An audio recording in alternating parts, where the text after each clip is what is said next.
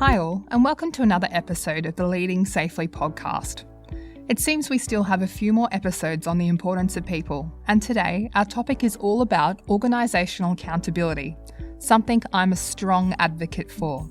Now I'm going to say something a little bit controversial here. I don't 100% believe that people are the solution. Now don't get me wrong, I'm not saying people are the problem either. What I am saying though is that people are dynamic, unpredictable beings, and I believe that when you're trying to create a positive health and safety culture, you have to broaden your horizons and utilise a number of solutions, including people. But they should not be the only solution you factor into the equation, and that's because there has to be organisational accountability in the very first instance. A straightforward definition of accountability is when a person accepts responsibility for their actions and decisions without any prompting, pleading, or incentive. Accountability means that a person willingly steps up to recognise their role in different scenarios as opposed to pointing fingers or passing the buck. For many people, accountability often inspires visions of negative situations, like times where they've made a mistake. They take this term to mean that they need to own that misstep without sweeping it under the rug. It is true, but it's important to note that mistakes aren't the only situation where accountability applies. The word carries weight in a variety of contexts, both positive and negative. It's about understanding what's expected of you and taking ownership of how you fulfill or fail to fulfill those expectations. Put simply, accountability is all about accepting responsibility for yourself. Many people think of accountability in terms of what it isn't.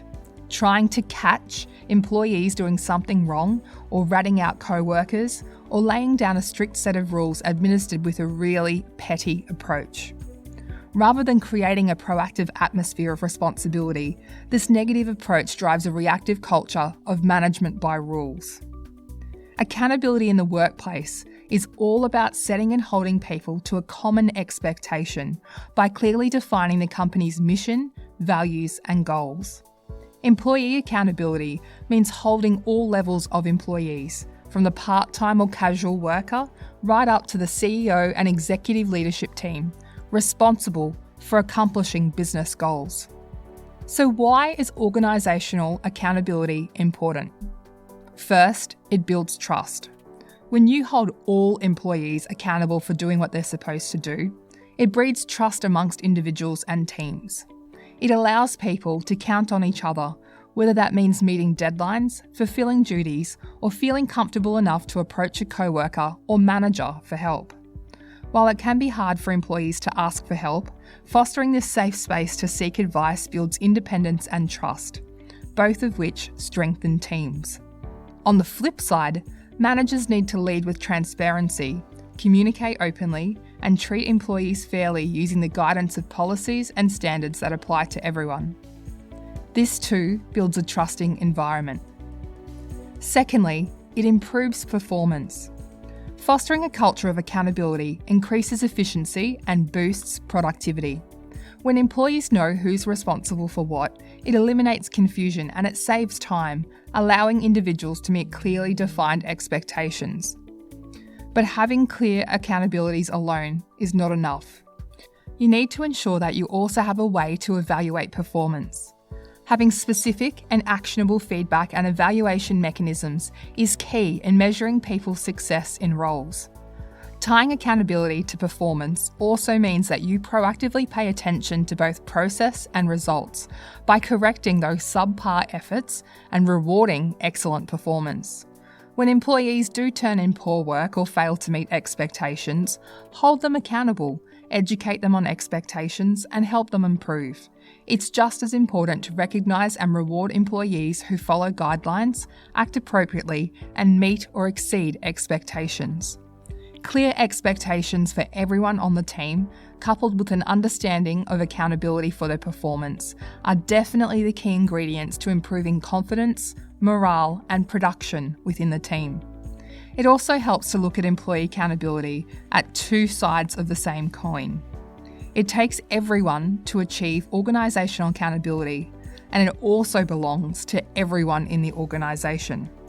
This accountability mentality boosts performance at the individual, the team, and the organisational levels. Next, it strengthens culture. A lack of accountability can have a snowball effect throughout the team. When you embed accountability into the fabric of your organisation, you make accountability everyone's responsibility by establishing meaningful goals and team buy-in, building trust through support and encouragement, and empowering everyone on the team to celebrate success together. We need to understand that when an organisation's culture is embedded and based on honesty and integrity, it enables people to acknowledge mistakes without fear of blame and to work with the team to reflect, learn, and move forward positively. It takes a consistent effort though, starting from the top, to strengthen company culture, and it requires an honest assessment of what's working and what's not. But with accountability at the heart of your organisation, you'll definitely fortify that company culture and achieve a greater success. Next, better compliance. In today's ever-changing landscape of laws, regulations, standards and guidelines, compliance touches every industry. As a vital part of operations, compliance depends on accountability in business, holding employees and teams responsible for their decisions, behaviours and actions. Being accountable means working with integrity, and by improving accountability, you reduce your risk of facing fines, lawsuits, oversight, or other consequences of non-compliance. So what actually happens when there's a low level of organisational accountability? A lack of accountability in the workplace can lead to low team morale, unclear priorities across the team, decreased employee engagement, unmet team and individual goals, low levels of trust, and high turnover. Individually, if all of you listening to this podcast could do your part to demonstrate accountability in the workplace, things you could do could be things like completing tasks that have been assigned to you by the timeline that you agreed on, being responsible for the success of your team and making the effort to support your team when needed. Whenever you schedule a meeting, respect everyone else's time by showing up, being prepared, and being on time, and expect that others will do so as well. Next, taking ownership over the problems you flag by coming to the table with some solutions as well. And finally, not sweeping problems under the rug or assuming the issue's already being dealt with. Instead, flag an issue as it arises. In a larger context though, to ensure organisational accountability occurs, management, supervisors, and those in leadership roles need to, first, recognise their own mistakes and openly discuss them. If as a leader, a decision is made that ends up being misguided, share that with the team and mention what will be done differently next time. If you fall short on a goal, talk about what happened and where you think you personally could have improved. Stats show that many employees don't trust their leader. Being vocal about your wins and your disappointments and what you learned from them will increase transparency, foster great trust, and show your team the importance of accepting their own responsibility, and that they'll be appreciated rather than punished for doing so. This is actually an interesting one for me, so I'm going to share an example with you.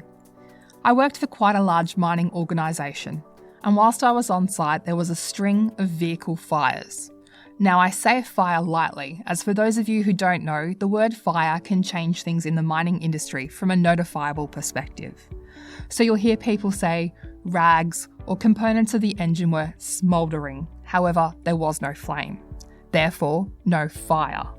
So we've had 3 supposed fires within a 6-month period, and I got tasked by the project manager or PM to conduct an investigation. However, before I could even look into gathering evidence, I could tell things were going to be a little bit sketchy. For example, the last 2 instances happened directly after each other, as in within minutes, and occurred directly after 2 light vehicle fitters drove their vehicles through the light vehicle car wash.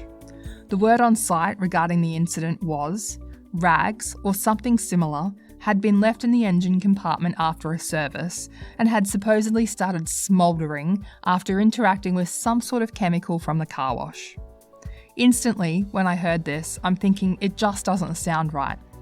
Then I get called into the project manager's office and I'm asked how things are progressing with the investigation. It had only been a day or so since the incidents. However, the PM tells me that I need to wrap things up and that they already know what happened, but they need to do lip service to corporate with a proper investigation. I'm told the story of the fitters supposedly leaving the rags on the engine as the cause for the incident, and then I'm told that the 2 fitters have already been stood down pending the investigation. It really perplexed me considering none of the evidence I'd seen so far had justified this as the cause. Anyway, as things progressed, my investigation showed what really happened. And the story is this. The PM was having to cut costs on site. So when alternators needed replacing in our LVs, rather than go to a Toyota-made genuine part, the PM decided an Asian model of a much lesser value was the way to go. I had the engineers and maintenance personnel on site physically test the alternative alternator. After 35 demonstrations, 33 times, the Asian alternator caught fire when replicating the circumstances. No rags, just a hot engine being driven through a car wash, and less than a few minutes later, there was smouldering. The smouldering did have the potential to turn into a full-blown flame and fire. But this episode isn't about dodgy incident investigations. So here is what happened. Rather than admit fault, the PM updated my incident report to show the reason for the smoulder was human error, ×2, and both fitters had their contract terminated. That right there cut me to the core. I'd already asked for my name to be removed from anything to do with the incident, especially when the root cause was not being taken into consideration. However, after learning about what happened to the fitters, who basically had to take the fall for our PM, I was absolutely gutted. The PM never admitted fault. I did the digging and I identified the signed purchase order. I ordered the physical testing of the cheapy alternators and I witnessed the consequences of the cheapy alternator after hours of it being operated then taken through a car wash. In no shape, way or form was it the fault of the fitters, and yet they'd been let go. Livelihoods potentially lost. And in those moments, I made the decision that I could no longer be a part of that organisation. My personal values of honesty and integrity, which you've heard me speak about from earlier episodes, were no longer being demonstrated. There was no organisational accountability here. Not from the PM, who'd made an error in judgment with the cheap alternators, and not from corporate, who had surely reviewed the PM's approved investigation report, the one not completed by me, and had agreed with the relevant corrective actions. Unfortunately, that story still sticks with me today, and you all know I do not compromise when it comes to my values. Next, you should involve employees in the goal-setting process. This is a great one from a consultation perspective, which you all know I'm a huge fan of. It's commonly known that most employees admit they don't even understand the company's strategy. As the leader, you need to involve your team members in the goal-setting process for both personal and team-wide objectives, rather than just handing them down from the top. Doing so boosts their engagement and buy-in, but also gives them the necessary context they need to understand why you're working towards that finish line in the first place. Having that understanding of the bigger picture will also help your team members understand where they fit in, and as a result, they will take accountability for their pieces of the puzzle. Next, make expectations clear. Remember when we talked about the fact that it's hard for employees to hold themselves accountable if they don't understand what's expected of them? That's why it's important that you make expectations blatantly clear for everyone on your team. There are tons of different ways that you can accomplish this, but here are a few ideas. When you're onboarding new employees, give them a guide that details their responsibilities and requirements of their new roles. During project kickoffs, share a plan that includes action items, deadlines, and who's responsible for what. And host frequent team meetings and one-on-ones where you discuss expectations and progress. The team will have a much easier time accepting responsibility for themselves when they clearly understand what benchmarks need to be achieved. Next, ensure you have necessary resources. Your employees don't always shirk accountability just because they're trying to pass the buck. Sometimes they truly believe that they aren't really the reason that things didn't pan out the way they should have. An accountable team needs to be well supported. That means that all other external requirements need to be met. When that's done, all that's left is personal accountability. Next, provide candid feedback. When you're eager to boost accountability on your team, you can't expect your employees to be skilled mind readers. They can't change what they can't acknowledge, and it's up to you as a leader to help them understand what they're doing well and what they could be doing better. That happens through frequent and honest feedback conversations. We know that these discussions can be nerve-wracking for both parties, but take comfort in the fact that your employees actually crave this information. So if you haven't done so already, make sure that you've scheduled regular one-on-one check-ins with your team members. During these chats, you could discuss things like challenges and roadblocks, wins and successes, goals and progress, as well as questions and concerns. Having these conversations reinforces expectations and lets employees know where they stand, which obviously will help them accept more personal responsibility for their goals and their performance.